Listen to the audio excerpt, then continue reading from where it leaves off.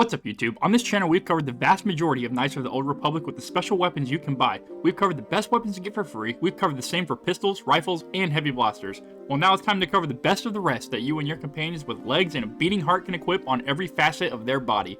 With multiple sections to cover, I will detail each section with their own requirements to meet the list that exists outside of the Yavin DLC. With that, let's get right into it. Kicking it off with implants, implants are required to either grant a +3 to an attribute or have a higher cost than 5,000 credits. To nobody's surprise, leaves us with only level 3 implants, so if you would like to reap the benefits of these, you would need to invest the 3 feat points or be a scoundrel. The Beeman package can be found at Tyvark's shop on Manaan. The implant is worth 7,500 credits. The implant has a +3 to Constitution, which provides a potential +2 overall to the bonus for a boost of health to your character.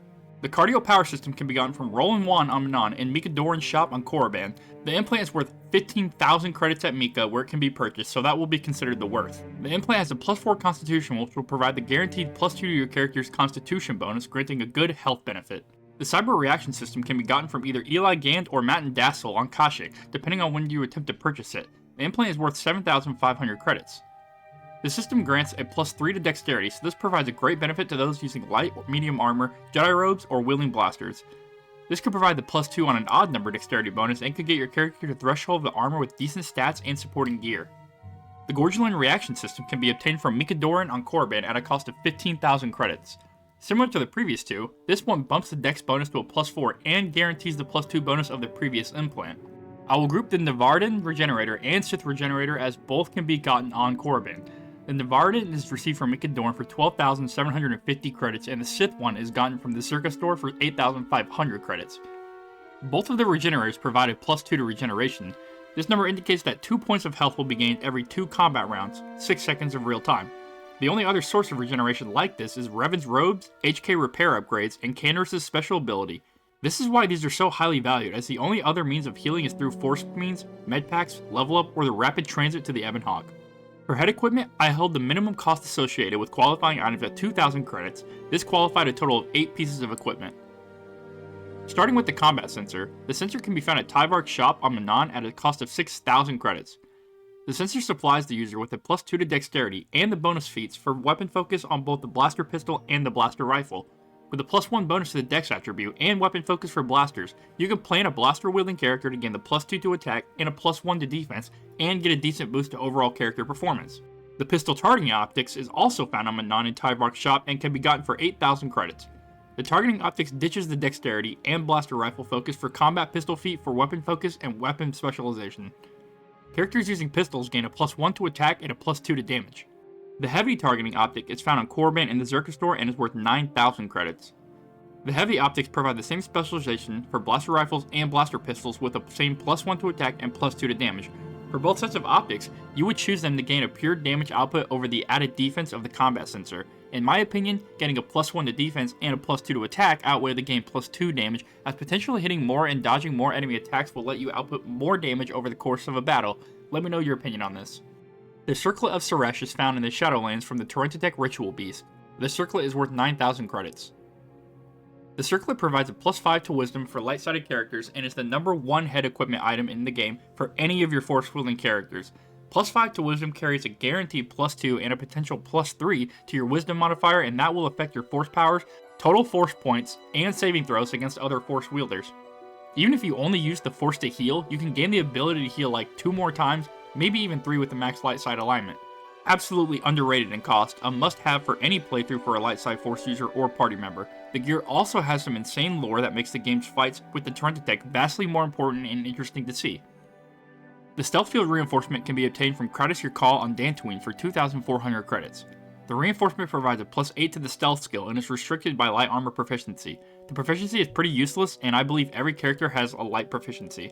Whether you're trying to go for a stealth kill before you can be seen is kind of up to you. I don't really see stealth as the most important thing in this game, as for critical hits you will most likely stun them with a force power and then attack them and get the guaranteed bonus, but if you manage to be someone who wants to sneak up to your opponent and get an edge of 50 plus damage in a first hit, be my guest. The interface visor can be gotten on Kashyyyk and the Zerka landing port in the Great Walkway. The other location is Korriban from Mika Doran for 2,250 credits. The visor is restricted in light proficiency and provides a damage resistance to Sonic for 5 points. A +4 is provided for the computer use, demolitions, and security skills. This is best suited to a companion that is to be fully used for utility, maybe like a mission. You can opt to equip and unequip this as necessary, and then put on something more suited for combat in general situations for other characters. The vacuum mask is gotten from Bastila on top of the temple summit from Bastila if you go to dark side route and she joins your party. This is given a cost of 5,000 credits. The mask provides immunity to poison and mind affecting with a requirement of medium armor proficiency. The mask is only available on a dark side choice, as the temple summit there are other ways to get these immunities as well, and healing can get rid of poison. So in my opinion, not worth making the choice specifically to get this gear piece unless you're already running dark side. The stabilizer mask is gotten at Tyvark's shop on Manon for 5,500 credits and at Mika Doran's shop on Korriban for 8,250. The mask requires medium armor proficiency and grants an immunity to mind affecting and a +2 to all saves. The immunity and saves provided by this armor set are worth having for the 5,500 as part of the base game items. Even included Suvam's items, this is the best overall head equipment item outside of the circlet in my strong opinion. With all this talk of headgear, hopefully it hit your head at this point in the video that you should check to see if you're subscribed if you aren't. Most of you aren't, and if you watched this far, I'd appreciate if you did since I grabbed your attention so far. Speaking of grabbing, moving on to the handgear. The hands are required to be 3,000 credits of greater worth. This limits the list to a gauntlets that provide at least +3 to attributes or other skills.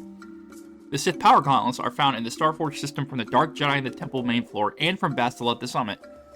Another set can be found on the Deck 2 of the Starforge, and they are worth 3,000 credits. The Sith Power Gauntlets provide a +3 to Strength. This is purely for melee characters wishing to get a bonus damage and attack of +1 or a +2 if you have to have an odd number of strength on your character. The Geno Haradan Power Gloves can be gotten from Hulas on Manon as a quest reward and is worth 7,000 credits.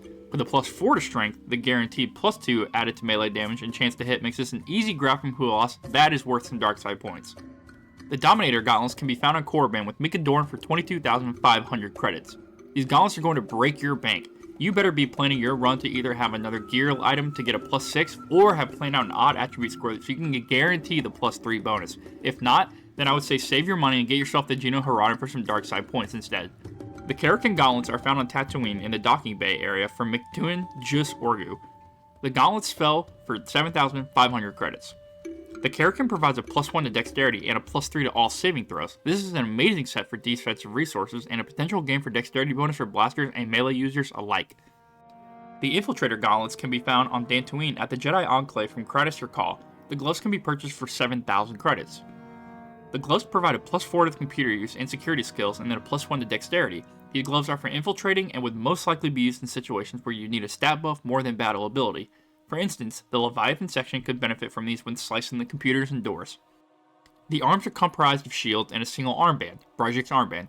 For most of the time, you're just going to equip the armband to your main character and then shields to other characters as necessary.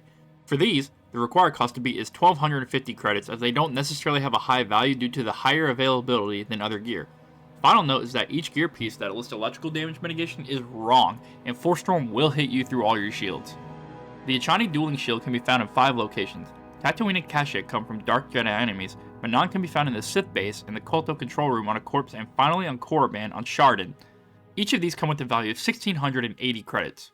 The Dueling Shield deflects 60 points of energy damage. You would use these as your general shield once you get them, as 5 is enough to support you for quite a while.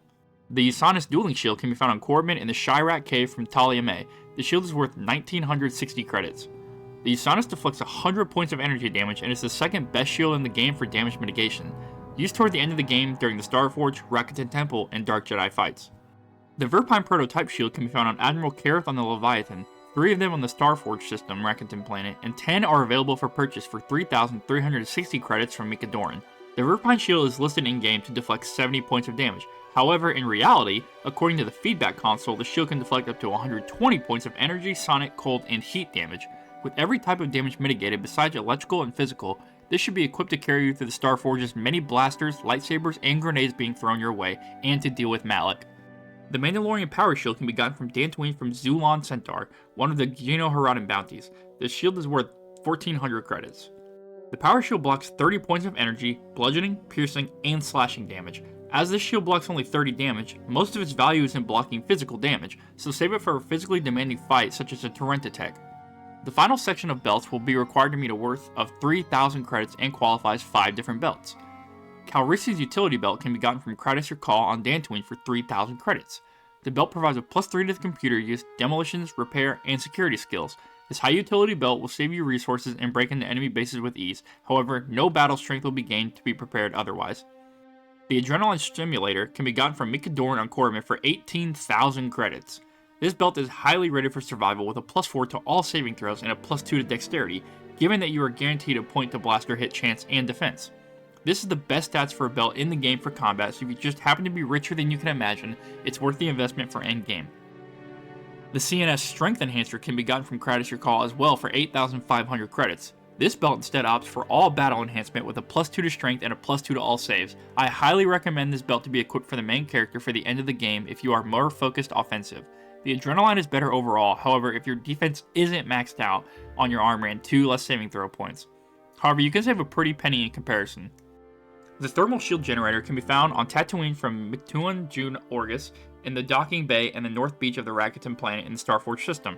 The cost of this item is 8,000 credits. The generator protects you from 100 damage to fire, so those pesky plasma grenades can be ignored along with droid flamethrowers. And that's all the items that I deem worth reviewing based on my criteria. With that out of the way, there's about one more video to make like this that's similar for KOTOR 1, and then I'm going to start diving into more of the KOTOR 2 items, and then mostly, more importantly, I'm going to start going into more of my research and lore depths that I've been starting to research and get into that section. So, if you like the sound of all that, subscribe, follow, give it a shout, put the bell on, do whatever YouTube says you do. I don't know.